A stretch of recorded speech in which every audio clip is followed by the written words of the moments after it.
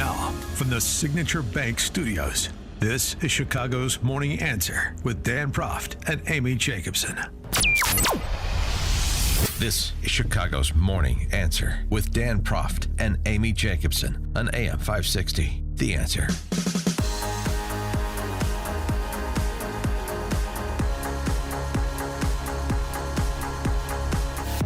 Top of the morning, Dan and Amy. Test scores and reading and math proficiencies may be down over the last 3 years, but American wealth is up across the board. Recently, the Fed and the Treasury Department released its 2022 data from the Survey of Consumer Finances, which is a survey they do every 3 years to ask households about their finances, and that helps economists calculate things like medians.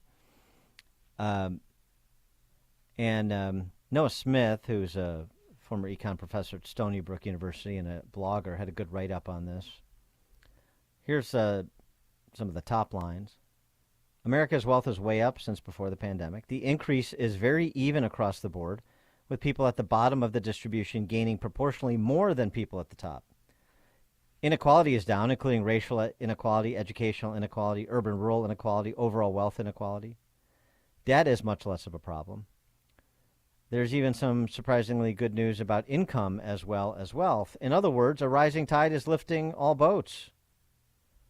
Maybe we shouldn't believe all the doom and gloom that we're hearing in the media, even against the backdrop of high inflation. The biggest piece of good news is the typical American family got about 37% richer between 2019 and 2022. A lot of that, of course, has to do with the value of home prices, because that's where most middle-income families' wealth resides, is income prices, but it's not limited to that. Of course, a lot of this has to do, the qualifiers, a lot of this has to do with the funny money that the government printed up and distributed, but that in part allowed a lot of households to pay down debt, so that debt is less of a problem than it was 3 years ago. That's the argument. So if the rising tide is lifting all boats with a little bit of funny money and high interest rates that leave people holding on to an increasingly scarce asset, a home for sale, which increases the price, then what are we talking about here? It's just a sort of a stay the course position that America's in. Is it? It's very interesting data. It's a bit counterintuitive against some of the data that we're hearing, not just on inflation, but in terms of credit card debt increasing and so forth. But that's the data the government is peddling.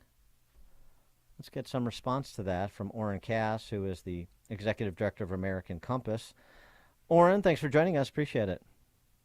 Yeah, thanks for having me. Does that data surprise you? Well, not necessarily. I think there's a lot of reasons when you look at the kind of finances of households to see that things are positive.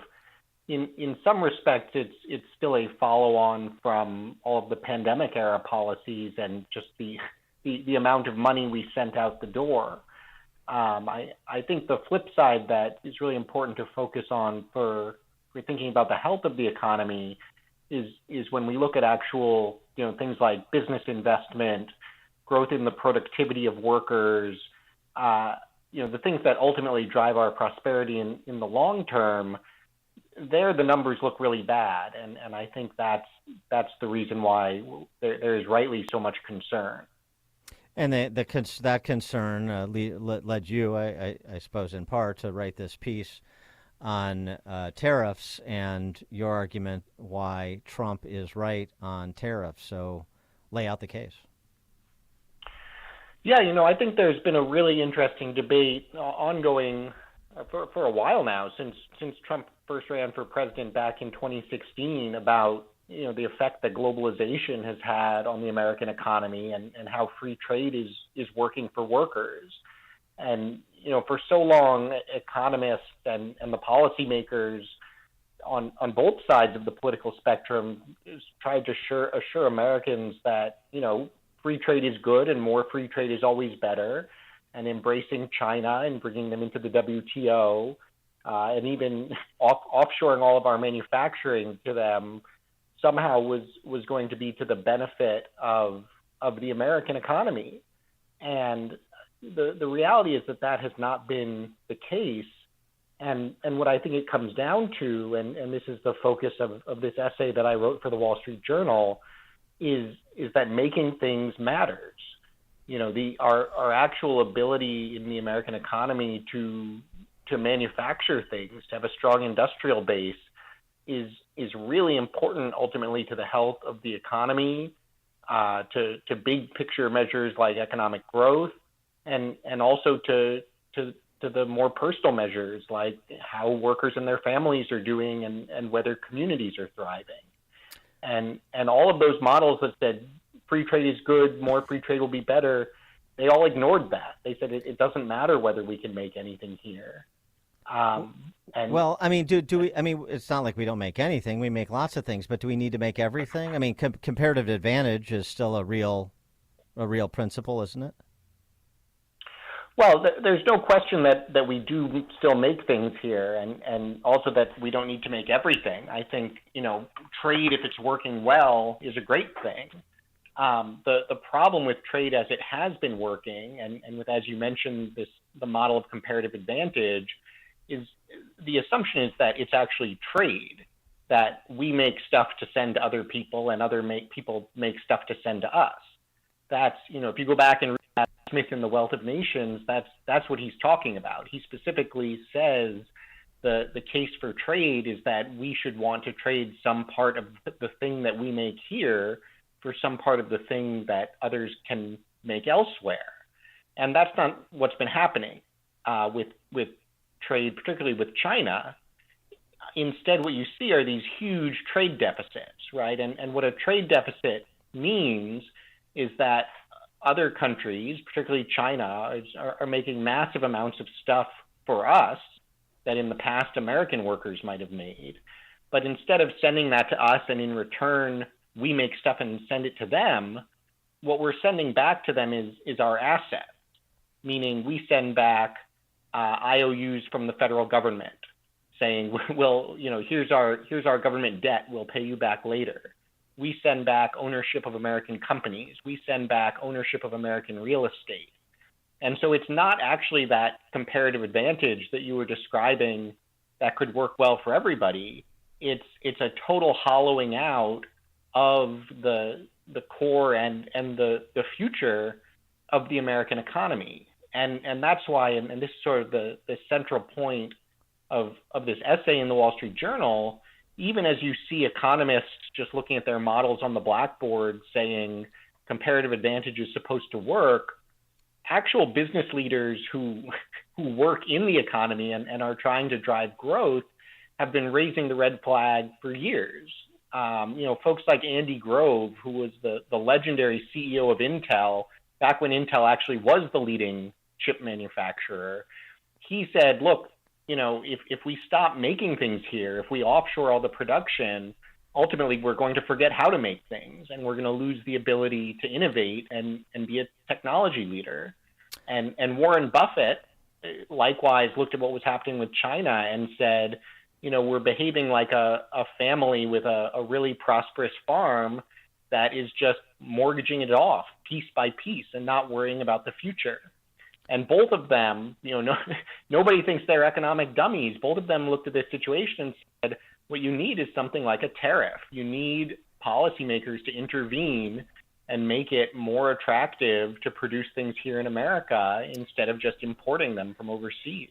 Well, one could argue, from a free market perspective, that one of the things they could make it more attractive to produce things here as compared to overseas is to look at the domestic regulations associated with making things here compared to other places too. So, government creates a lot of the problems and then is going to ride in by, perhaps creating new ones with tariffs, depending on the exact nature of the tariff and who the targets are. I mean, Americans do benefit from trade with China, as noxious as it is on some levels, in terms of everyday household goods that are cheaper than they would be otherwise. And And there is an argument to be made about looking at these matters through the eyes of the consumer. You want to protect American purchasing power too.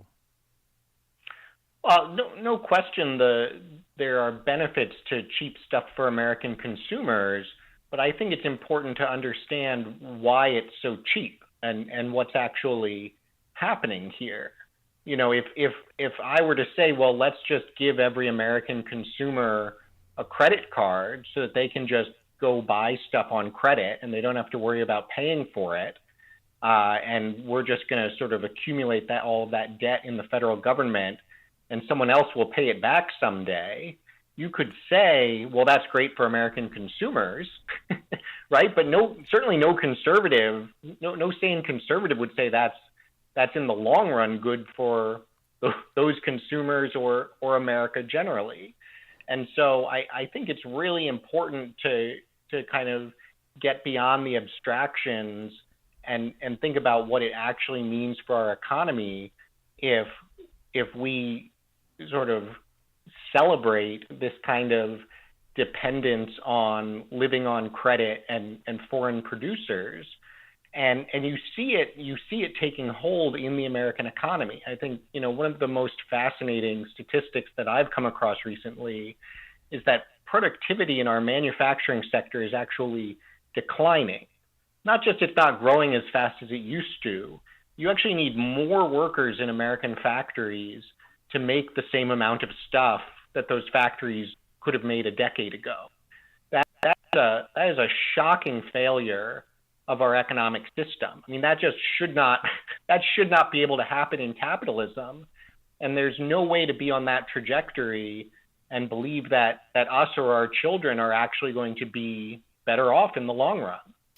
I mean, when I think of the tariffs, I mean, I'm a free market guy, as you're probably picking up, but I do hold out some concerns that you raise and others have about national security sensitive products and industry, and the idea that we're dependent on the Chinese communists for the production of so many pharmaceutical drugs or for rare earth minerals or all the things that go into chip production, for example, in a world dominated by microchips to fuel a 21st century economy. I do get that, but it seems to me that the national security grounds are more compelling than worrying about trade deficits. I mean, we have trade surpluses with countries that are not very receptive to American goods, and we have trade deficits with countries that are receptive. So it doesn't seem to me that the trade deficit focus is an overriding concern. Well, I'm a free market guy too. I think it's really important to keep in mind that until pretty recently, the last few decades, the American understanding of free markets was a free American market with very high tariffs to insulate that market from what was very different behavior in the rest of the world, right? Abraham Lincoln was proudly a tariff man. Teddy Roosevelt was proudly a tariff man. Calvin Coolidge was proudly a tariff man.